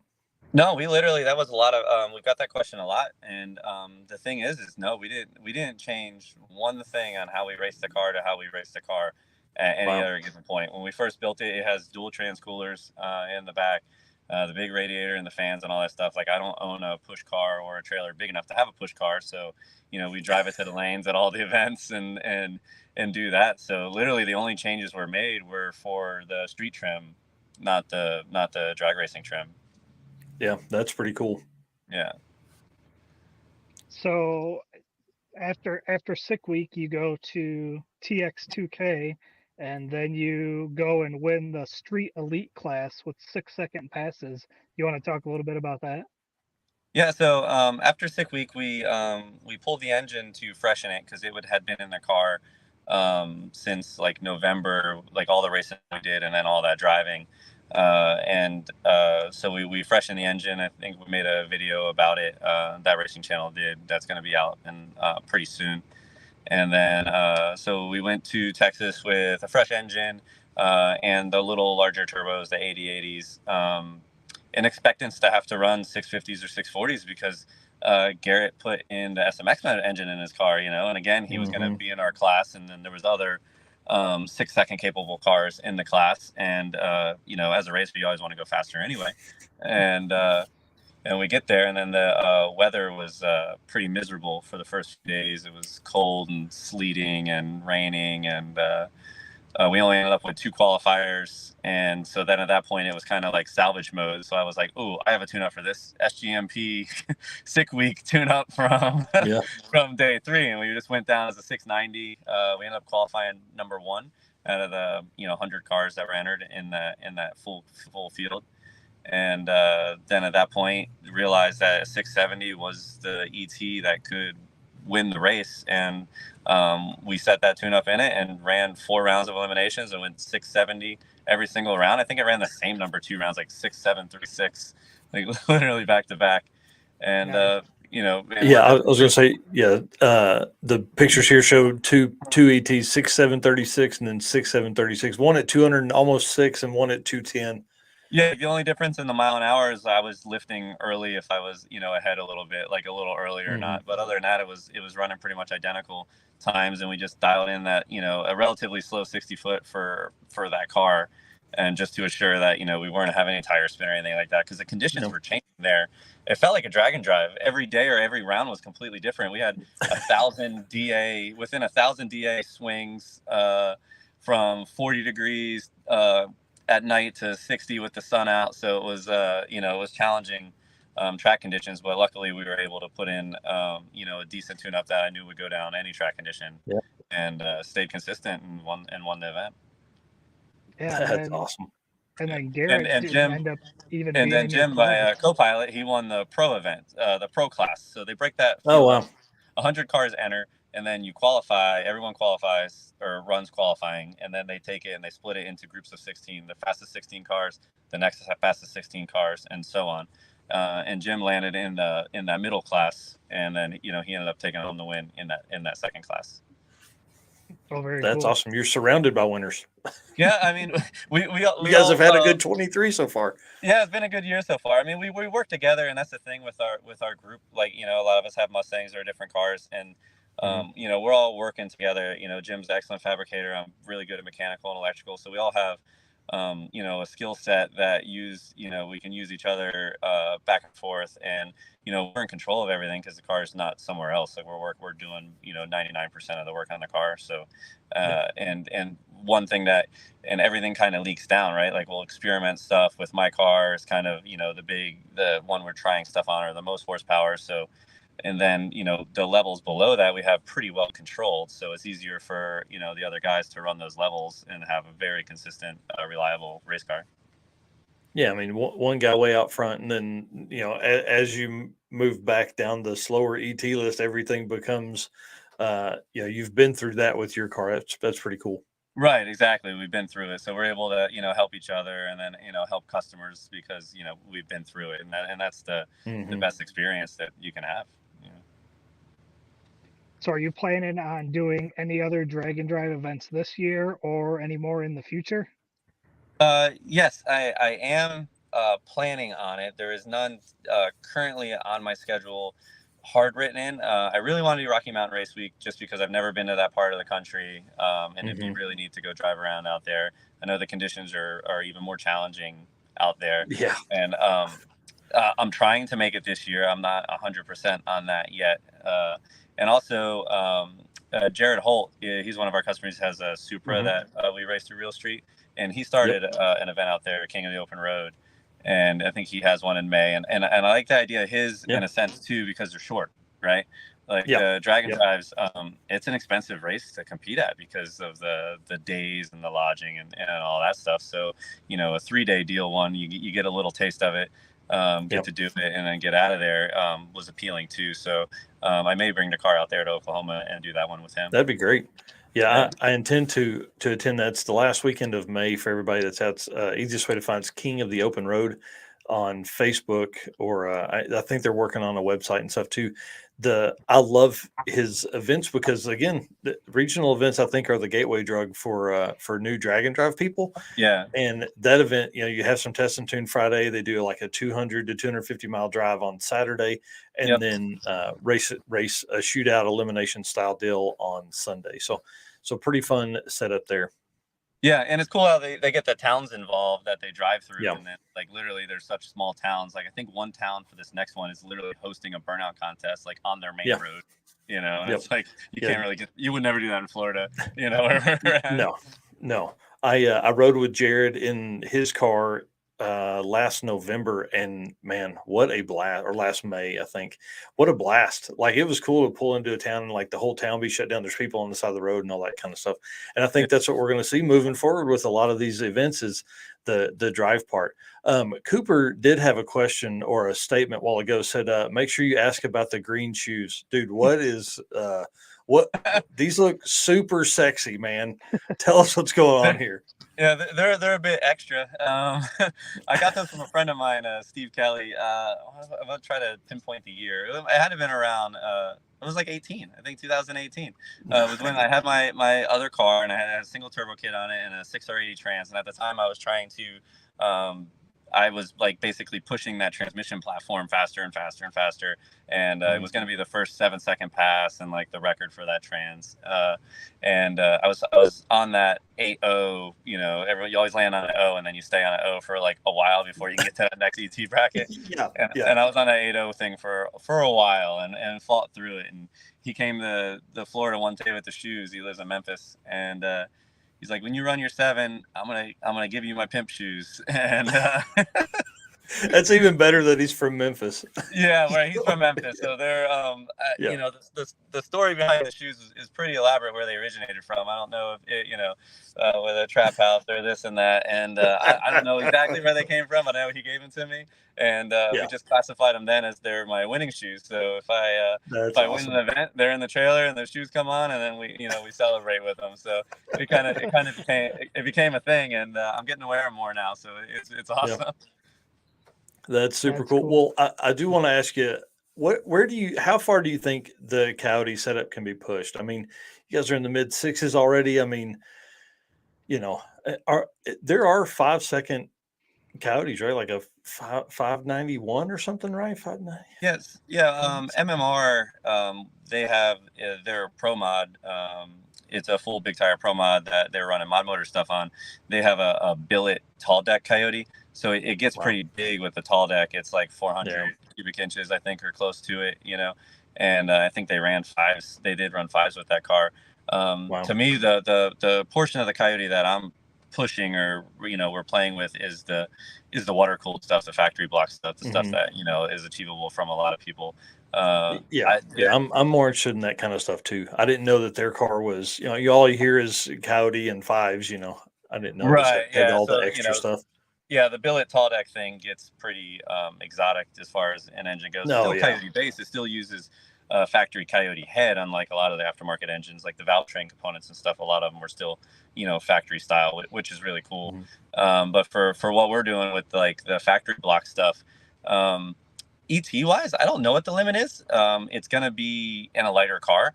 My car is not heavy; it's 3,025 or so with me. But it's not necessarily light if you're trying to go set an ET record. I know there's some really fast, no time 8th mile cars right now with cast blocks that probably have 400 or 500 pounds on me as far as the car goes. But I'm going to keep racing my car at the weight it's at because I'm not ready to lose the streetability yet. If I took all that street car stuff out of it, we could probably get it 200 pounds lighter or so. But like I said, I'm not there yet as far as what I want to do with it. Let's be honest. While you hold the record, there's no point in it. Yeah, right. But for the meantime, I'm just going to try to make more horsepower because that's how you're going to counteract weight. And plenty of people have broken Coyote engines. I mean, they've broken half. Cranks have broke a lot of failures. But knock on wood, we haven't yet with my engine. And we've run, awesome. We've run it hard for a continuous period of time now. We feel like, so we're going to kind of just keep inching up on it. Maybe it ends up at 2,700, 2,800. I don't really know where it will be reliably raced at before it becomes like a failure or a safety point.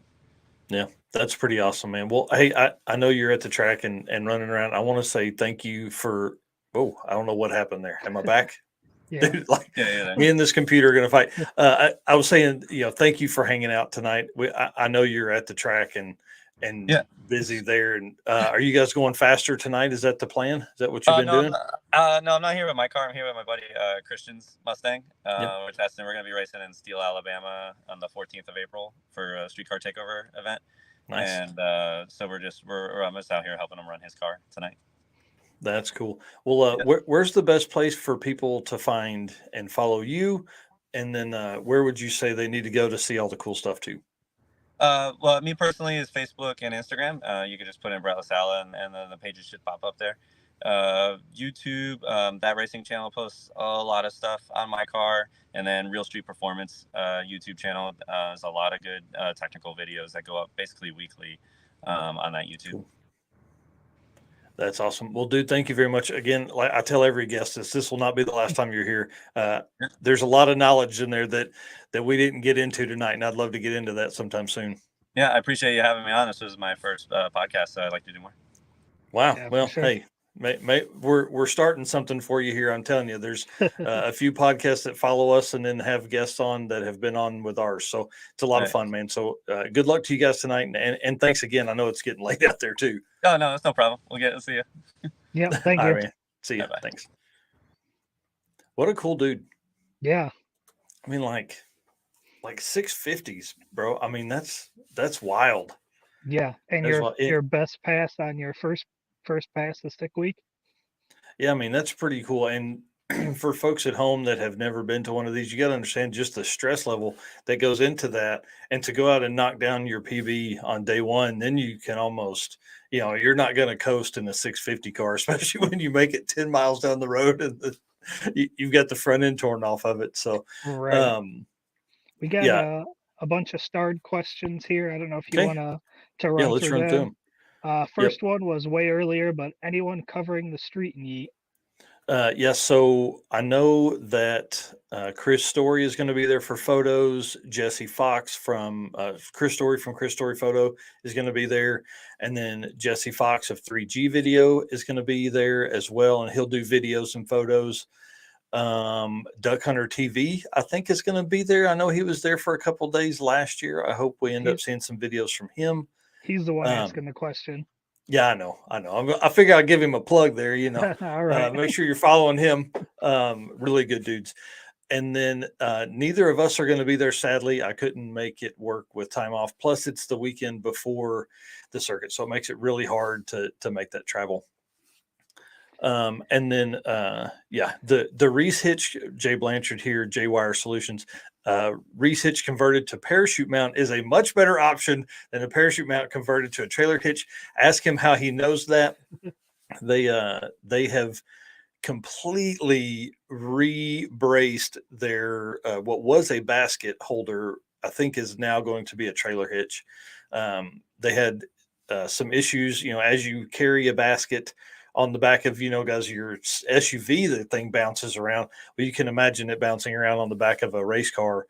And if the bracing isn't perfect, how that can work. So I'm excited to see their new setup. Those guys will be on eventually in the next few weeks, hopefully. So, and then Tom Llewellyn met this dude last year on Midwest Drags. I think he pulled the Sick merch trailer.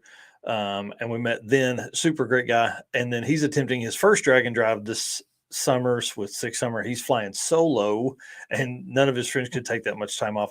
That is a bit of the struggle. I think at this time when he made the comment, we were talking about what to expect from your co-pilot. There's the next comment here. He says, but I know a bunch of other people racing. So that makes it nice because you're going to have to group up, because you're going to have somebody help you turn some wrenches or hand you some stuff, or really be that person in your ear saying, hey, it's okay, we can fix this. You can get that in there. So that'll help a bunch too. And then he just commented too that he's hoping to make 850s in his stick car. Bring it on, dude. That'd be great. We would love to see some 850 stick shift action. How long till the circuit? We're 25 days from the circuit. Still don't have a motor in the truck. You got plenty of time, I hope, if you don't have very far to drive to get there. So get the motor in the truck. I know there were a couple people like Colt Beck that were looking for engines the other day. I know David Maxon and Keaton Maxon were putting together a new setup maybe, or an upgrade for his S10. And Colt Beck was looking for like a 351 for the Ranger they have. So pretty intense stuff there. If your engine isn't in the truck, you're going to have issues. And then this one's definitely cool. Marlin Chaser just found the channel during the stream, so welcome. Nice. What's the best resource to learn about getting into these events, having the right requirements, have hot rodded Chevelle, but no cage or anything? Interested. Yeah, probably the easiest way. I mean, it's hard with the rule set because you go to like a NHRA race or an IHRA race, and it's very cut and dry. And within the drag and drive community, it's almost tech is very hard to find. A lot of people follow the drag week rules, and if you are no cage and you're going to race at most of these tracks are NHRA or IHRA tracks, you're gonna be limited to an 1150 pass. You may be able to get through a pass faster than that, or turn. You may not be able to turn in a pass faster than that, based on depending on national or regional level event. So there's a lot of gray area that is still within the drag and drive community, and that's the only way I know how to answer that. I'm sorry, that doesn't help at all. It just got me thinking. Any thoughts about putting rules on the dragandrive.com website? As far as like laying out different for the events? racers, that's a great idea for an article for sure. Laying out what you're really looking at, and a lot of guys maybe like Marlon here has built a car that is a great street car that he drives all the time, and intends to go fastish, 11s, 10s, 11s, something like that. A lot of times those guys, they make it to the track once or twice a year. It's really built as a street car, so that's not a bad idea. Maybe break out some easy to read, guidelines as far as like cage certs and things like that you would need to have and all that kind of stuff. So, or even maybe like what's the top 5 rules that all of the drag and drive events share or have in common? One of the biggest things, one of the biggest things that people miss out on are the headlights, turn signal, headlights, taillights, turn signals, and blinkers, and horn, blah blah blah. Turn signals and blinkers are the same thing. Jay Blanchard makes a good point. Maybe a hyperlink page with various rule links for events and NHRA stuff. Yeah, that's a great idea. I'll do that. The struggle is with dragandrive.com, we turn out so many articles that it could get lost. But D&D resource page is a great idea. So definitely work on that. I'll add that to my personal to-do list that is about 38 items long. I won't put it at the bottom because that is something that is very important and needs to go towards the top. So anytime you can get ideas from people in the chats to do stuff and improve your page and everything, that's even better. Yeah, for sure. Hey Pat, that'd be great. I would not turn that away, sir. That would be awesome. Well, cool. Well, dude, we had a wild show tonight, man. It was awesome. We had new event on it. We unveiled the world champion. Hold on, let me do this real quick here. Yeah, bring that back up one more time. Yeah, hold on. I'll put it like right here. How about that? Oh, we got another question here though.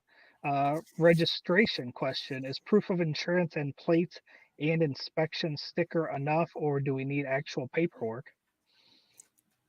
Proof of insurance for sure. You'll need your registration, the piece of paper that has your name on it, for registration for the circuit. And I would figure for most of the events, insurance. I'll take a picture of your insurance as long as it's in date and stuff. A lot of times, guys will pull up and they're like, "Oh man, I thought I could get it from my folks," but the insurance agency isn't open on a Saturday morning, so that's why we're doing Friday. So you could get it from there.